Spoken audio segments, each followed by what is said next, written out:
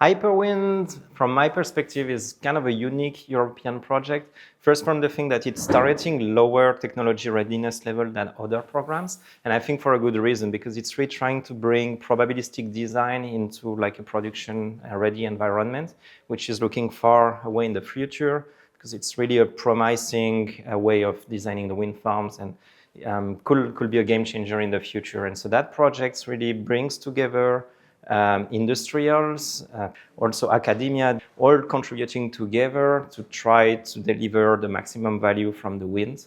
So EPRI's contribution in HIPERWIND is on the work package 6, which is kind of assessing the impact of HIPERWIND developed methodology and technology on the LCOE and the value of wind, for instance. And so we are assessing what's the impact on the cost, on the capex, and how does that translate to LCOE, which considers the entire expenses across the lifetime of the turbine. There are also other benefits that comes from optimized maintenance strategy by considering variable prices of electricity, so maybe not just focusing on minimizing the downtime, but also doing the maintenance where it costs the less for your wind farms. Maybe like sun is blowing somewhere else and you have a lot of PV, and so it's okay if you stop your wind turbine at that time. And so that also brings high value on the operational expense, the OPEX, which is the other component of the LCOE, and also maximize the AEP if you're able to reduce the downtime as much as possible.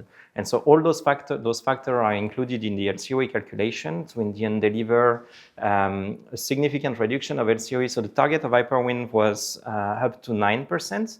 And depending on the assumptions that we have, if we want to be conservatism, we can say that 5% reduction of LCOE is achievable, and even 10% if we consider the most optimistic case. So of course, that's kind of a market average value. So we expect that that's what the industry can gain. So if we think about the European objectives to reach 300 gigawatts installed by 2030, and I need to check what's the target for 2050, but it's even bigger than that. So those numbers, they will apply to that level. If you consider the fleet entirely, it doesn't mean that every site will have these benefits, because of course, and that's also another finding of HIPERWIND, the site conditions matter, and they can matter the most. So from one